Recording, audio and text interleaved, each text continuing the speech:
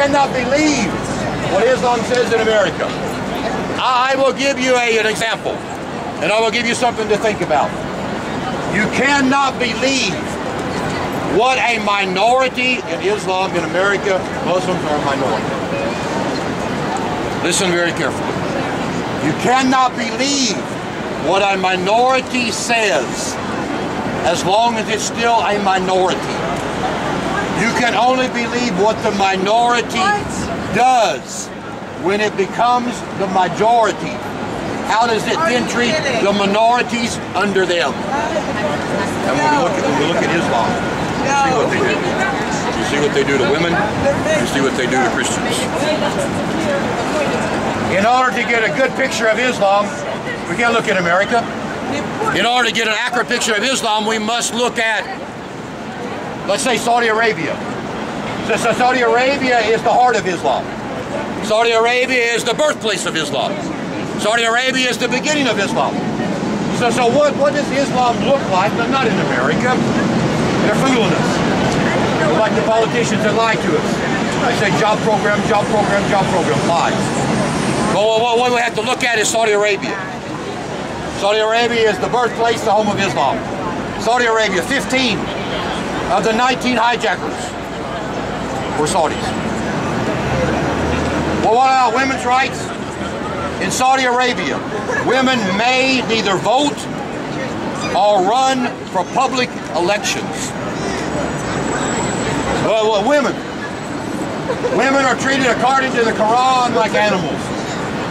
According to the Quran, it is very, very, very, very obvious. It says that a woman's word is worth half of a man.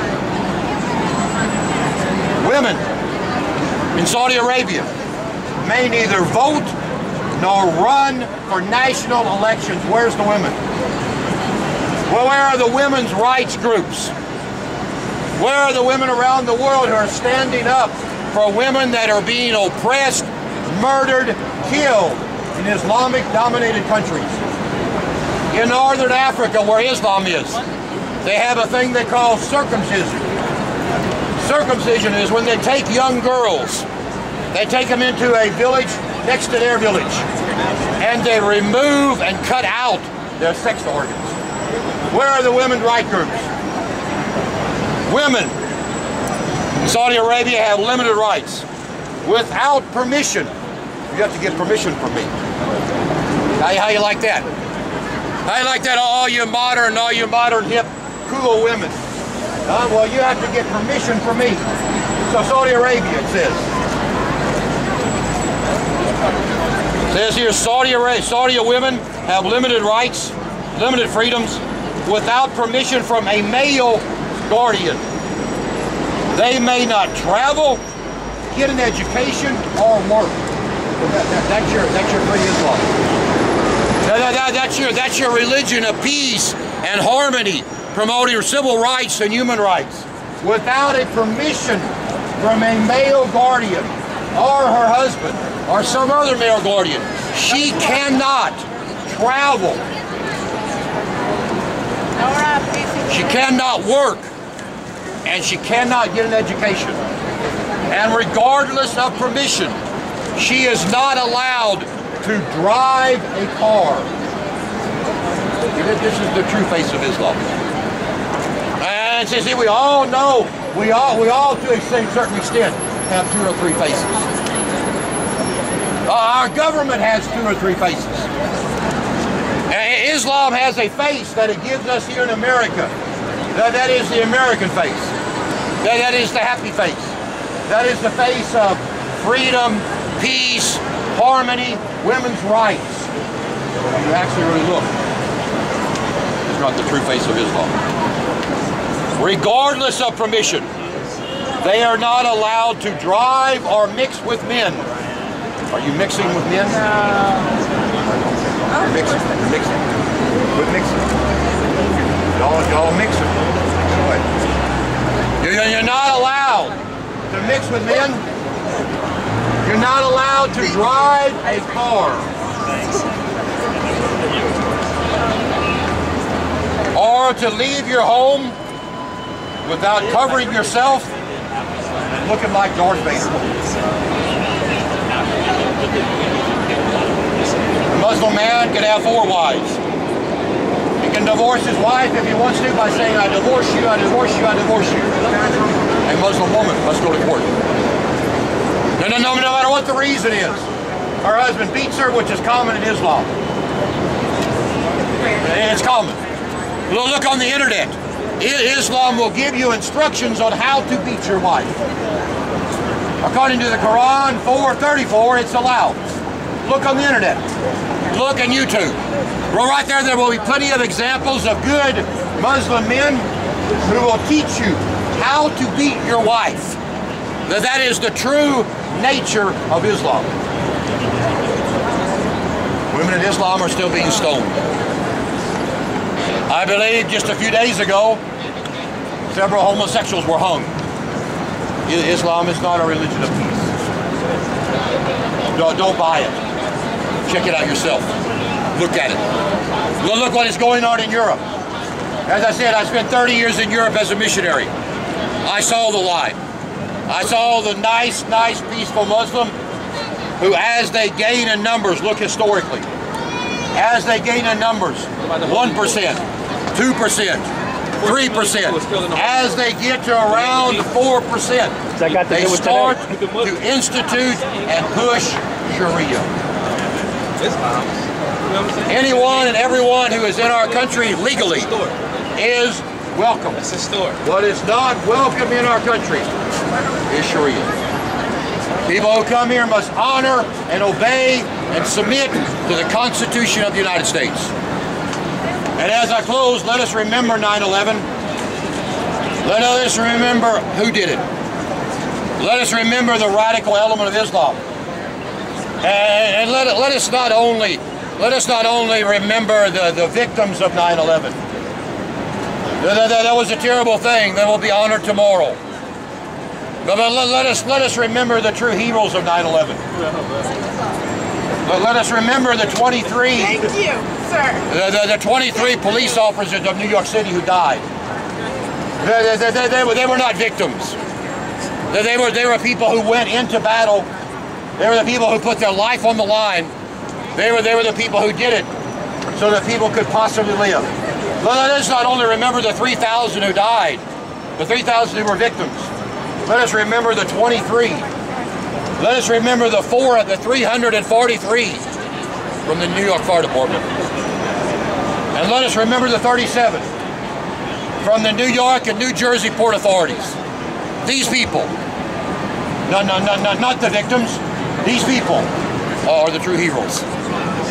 And let us as Americans, if you have not done it, you get out an old dusty copy of the Constitution of the United States of America and read again the First Amendment. The First Amendment is the only thing that makes us what we are. If you're not aware of this, we are the only country left in the world that has true freedom of speech. Islam hates freedom. It hates freedom of speech. If you speak out against Islam in England, you can be arrested. If you speak out against Islam in Pakistan, you can be killed. We are the only country left with freedom of speech. And freedom of speech, remember, freedom of speech is only valid, it's only good, it's only effective if it allows me or you to say what you do not like. You can't say whatever you want to make. For freedom of speech is of no good if it only speaks the status quo. If it does not speak anything new. Go on a plane and say if it does not cause us to think. really bad. Freedom of speech is no good if it only parrots what everybody else says. Freedom of speech must cause us to think. It must create a reaction. It must make us happy. It must make us mad. But above all things, it must cause us to think. It must bring within us a result and an action. We must possibly say, I hate what that person says. I hate that person. But I'm going to think about what he said. Is what he said possibly true? Check it out. Our nation is going the wrong way. Our government is lying to us. Check it out yourself. We must make some drastic changes in the United States of America, or we will face a nationwide depression. The creating of more jobs by spending more money will not work. Thank you. Tomorrow we're going to be down at Ground Zero and down at the Ground Zero Mosque. If you'd like to join us there, we will be at Ground Zero at 11 o'clock. We will be at the Ground Zero Mosque at 1 o'clock. We will be speaking out against the mosque. We are very, very much. We are opposed, opposed, opposed. I cannot say that strong enough. We are opposed to the Ground Zero Mosque. Yes, they have a right according to the First Amendment. Just as we have a right to burn the Quran. They have a right to build the mosque there. But the mosque is in very, very poor taste. We are definitely against that. We will be protesting that. We will be standing up against that. We will be asking them to move that mosque to a different location. I have a question. So thank you very much. Quick question. Now when I'm done, I'll take any questions or you can talk. I just So thank you very much. no questions. Yeah, sure. I will be here until everybody leaves. Just wondering about perspective, you know. All right. I believe that everybody in this world, in this country, has their own perspective on life. I think they do. No matter where you go, you're going to get somebody that has their own perspective on life. That's you true. If you're born over in the Middle East and you're raised as a kid as a Muslim, that's what you're going to believe, just because that's where you're from. That's right. If we're from America, this is what we're going to believe because this is what we're taught to believe. But anywhere you go, everybody else is going to have their own perspective on life. Yeah, that's absolutely what I don't true. What's your understand, question? what I don't understand is that how can we blame it on anything on our religion? You know what I'm saying? I don't think it's that way. I think it's just the people that's doing it. It's the people, not the religion. That's I don't think so. I mean it's the people that's in the religion. So maybe some people have done that wrong, but it's not everybody. Like I can't see. Yeah, I can't just. It can happen if a Christian could have did it. You know, it could have been that way. It just so happened that maybe it was the Muslims. You know what I'm saying? But Yeah, well, let me answer you before we get so far. I forget your question. I absolutely agree with you as far as if you're born in a certain place, a certain area, then usually you adapt possibly the language, the culture, and probably with that also the religion. That's absolutely correct. And as I said before, and try to make it very clear, I mean, we're painted as hate preaching. We are absolutely not against Muslims as far as their First Amendment rights. Right. They are welcome here. They're welcome to build mosques. Well, what you have to remember, we're not welcome to do. If I go to Saudi Arabia and do this, I will be killed and put in jail. So that there's definitely somehow, somewhere there's a difference. What we are speaking out against is mainly two areas. The radical element of Islam, which there are. Yeah, the radical. And even if the radical element is very small, we have 1.5 billion Muslims. Let's say only 10% of them More are radical. Muslims than it are Christians. No, that's not true yet. Not yet. Let's say there's 10% of them are radical. That is 150 million people who hate America, who hate freedom, who are radical. And want to destroy the Western lifestyle. Right. I spent 30 years there. Okay. I've been in several Muslim-dominated countries. Okay. So in other words, there's a definite threat there. Right. But as far as that goes, they are welcome here. We just have a problem with the Sharia, with that type of, we don't want to change our government. We want people to honor and obey the Constitution of the United States. Right. So that's basically our message. It's not against the moderate, let's say the moderate Muslim, who just says, I love America, I love the Constitution, I just believe in Allah and Muhammad instead of God and Jesus. That's fine. That's not our problem. Oh, so you're talking about you're talking about individuals then. Like you're talking about people that take it upon that's like somebody that say I'm going to go rob this bank. You know what I'm We're talking about individuals. Yeah, so it's not the about. only problem is we think there are things in the Quran that seem to lead to that. But of course we're talking to individuals. It's individuals who finally make up their mind and then actually do it. Of course. The only thing I would have to say about it is that if you look back in history, as far as like the Holy Wars cost 14 million people, one of the biggest genocides in human history. And they was killing people in the name of Jesus. And if you didn't believe exactly what they believe, and this is the Roman Catholics, exactly what they believe, then you got killed. This is they took over this. They conquered a lot of people in the name of this way. Absolutely so correct. like, I don't know, man. To me, it just seems kind of silly. You know what I'm saying? I think it's people. I think you have to deal with the people more than trying to deal with the. And that's what we're trying to raise an awareness of that action there. Right. Of course, there were the Crusades. Right. I believe there has been Islamic genocide that is much greater than that. But what you also have to remember about the Crusades is that they did quit.